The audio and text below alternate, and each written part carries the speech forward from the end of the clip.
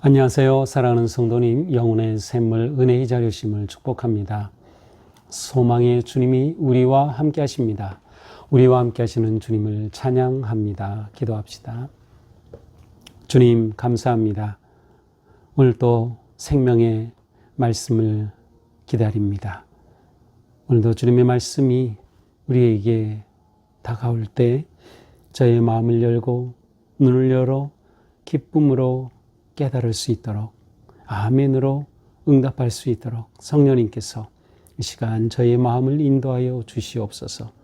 오늘도 주님의 말씀 붙잡고 하루를 승리할 수 있도록 주님의 말씀 기다리는 저희들의 심령 위에 놀라운 진리의 말씀으로 채워주시고 우리의 삶이 어떻게 나아가야 할지 말씀으로 세워주시옵소서. 계속해서 유다 왕들에 관한 말씀을 보고 있습니다. 그들에게 있었던 이 모든 모습들이 우리에게 구체적으로 적용이 되고 또한 아름다운 모습을 본받고 그릇된 모습을 반면교사 삼아서 저의 믿음의 삶이 왕이신 주님만을 바라보고 의지하며 담대하게 하나님 인정하시는 바르고 거룩하고 복된 길을 걷게 하여 주시옵소서. 예수님 이름으로 기도합니다. 아멘. 오늘 말씀은 역대하 35장 20절에서 27절입니다. 이 모든 일 후 곧 요시야가 성전을 정돈하기를 마친 후에 애굽 왕 느고가 유브라데 강가의 갈그미스를 치러 올라왔으므로 요시야가 나가서 방비하였더니 느고가 요시야에게 사신을 보내어 이르되 유다 왕이여 내가 그대와 무슨 관계가 있느냐? 내가 오늘 그대를 치려는 것이 아니요 나와 더불어 싸우는 족속을 치려는 것이라. 하나님이 나에게 명령하사 속히 하라 하셨은즉 하나님이 나와 함께 계시니 그대는 하나님을 거스르지 말라. 그대를 멸하실까 하노라 하나. 요시야가 몸을 돌이켜 떠나기를 싫어하고 오히려 변장하고 그와 싸우고자 하여 하나님의 입에서 나온 느고의 말을 듣지 아니하고 무깃도 골짜기에 이르러 싸울 때에 활 쏘는 자가 요시야 왕을 쏜지라. 왕이 그의 신하들에게 이르되 내가 중상을 입었으니 나를 도와 나가게 하라. 그 부하들이 그를 병거에서 내리게 하고 그의 버금 병거에 태워 예루살렘에 이른 후에 그가 죽으니 그의 조상들의 묘실에 장사되니라.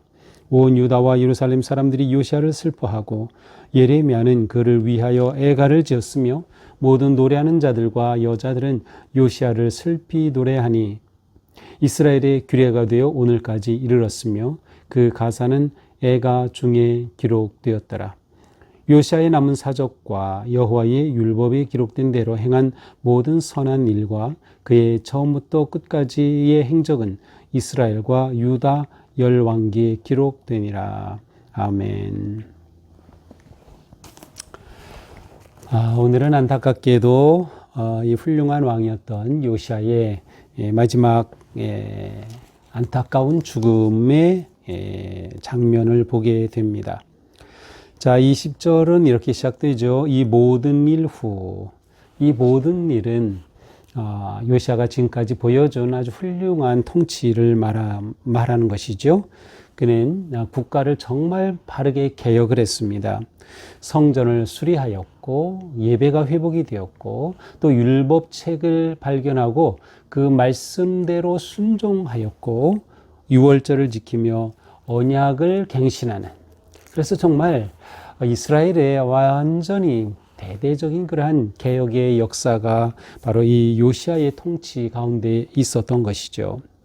자, 그런데 이렇게 이 모든 아름다운 그러한 승리의 통치 후에 이제 요시야가 이제 성전을 정돈하기를 다 마치고 있는 그때 애굽의 왕 느고 혹은 바로 느고라고도 하는데요. 애굽 왕 느고가 유브라데 강가에 갈그미스를 치러 올라왔습니다. 자, 유브라데 강가의 갈그미스. 유브라데는 지금 이제 어떤 국제적인 상황인가 하면 이제 바벨론이 막 일어나서 이제 아수르를 완전히 이제 물리치고 이제 아수르가 패망해 가고 있는 그런 과정이에요. 이제 그런 과정에서 남쪽의 강대국인 이집트가 아수르와 동맹을 맺어 바빌론과 싸우려고 하는 것입니다. 이런 상황에서 이집트의 느고 왕이 바로 느고가 이제 북쪽으로 올라가다 보면 이 유다를 이스라엘 지역을 통과할 수밖에 없어요. 그래서 느고가 이 지역으로 오게 된 것입니다. 그런데 이러한 상황에서 요시아가 이제 이집트의 왕이 오니까 나가게 된 것이죠. 이때 느고가 요시아 왕에게 사신을 보내서 말합니다. 21절 유다 왕이여 내가 그대와 무슨 관계가 있느냐 내가 오늘 그대를 치려는 것이 아니요 나와 더불어 싸우는 족속을 치려는 것이라.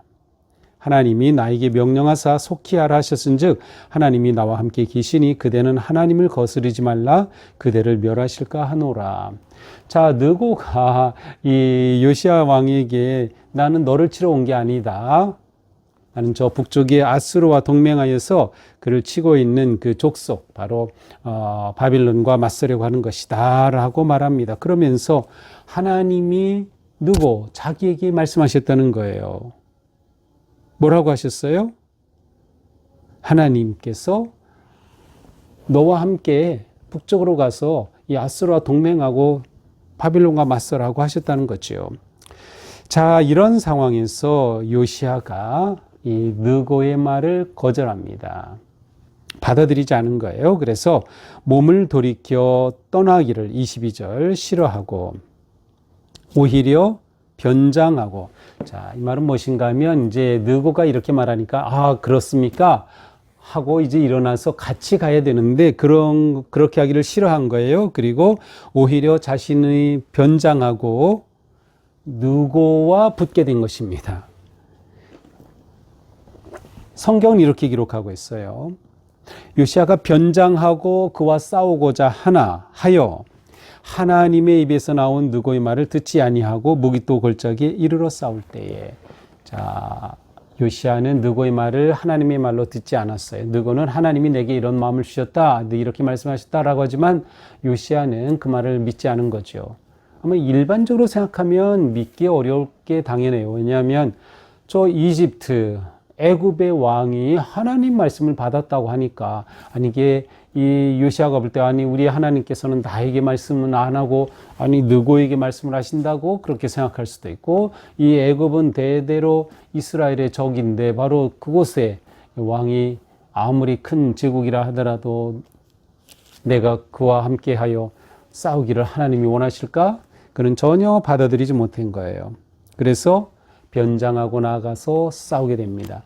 왜 변장했는지는 모르겠어요. 아마도 이 당시에 이제 전쟁이 일어나면 항상 앞선 장군 아니면 앞선 왕이 표적이 되기 때문에 변장하고 나갔을 수도 있고 아니면 이렇게 변장하고 나감으로써 애굽에서 볼 때는 이 요시아라는 것을 못 알아보게 되는 그런 것이 될 수도 있겠죠. 어쨌든 변장하고 나간 것입니다. 이래서 애국과 부딪힌 곳이 어디예요? 무깃도라고 하는 곳이에요.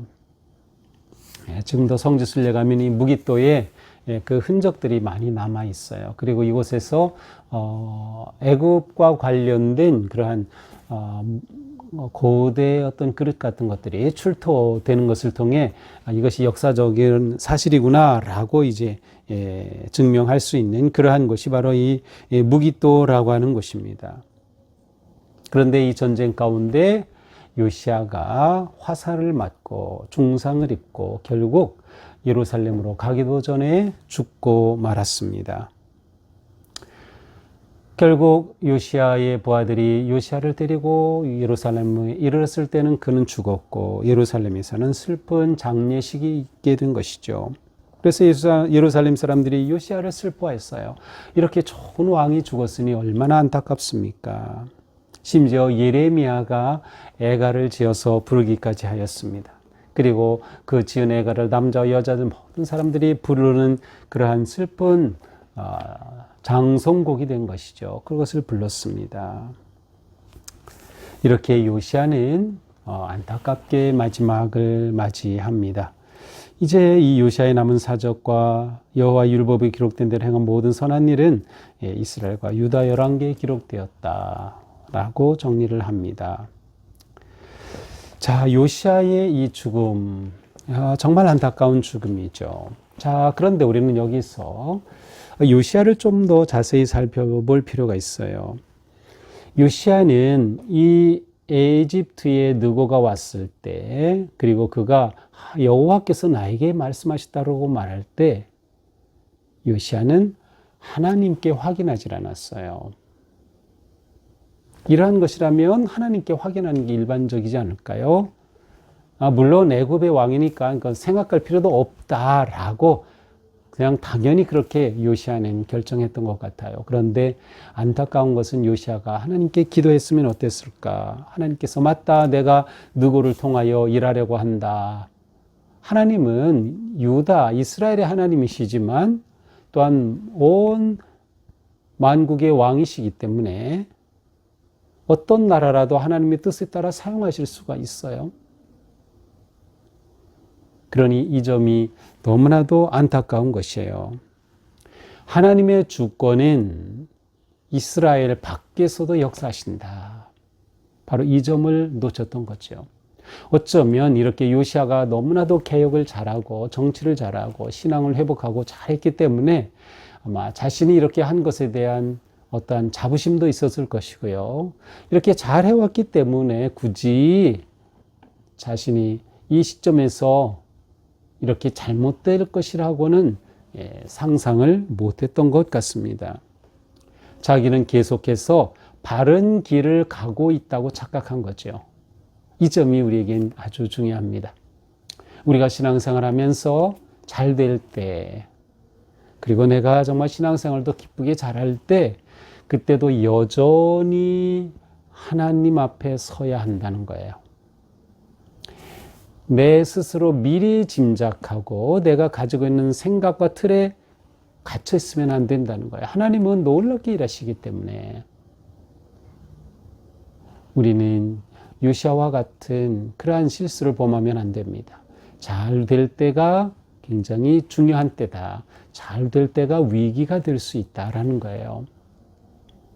만약 요시아가 일들이 계속 안 되고 막 그랬다고 하면 아마 바로의 느고가 왔을 때, 이 이집트의 바로 느고가 왔을 때 그것을 놓고 하나님 앞에 무릎을 꿇었을 것 같아요. 근데 그것이 아니었던 것이 너무나도 아쉬운 것이죠.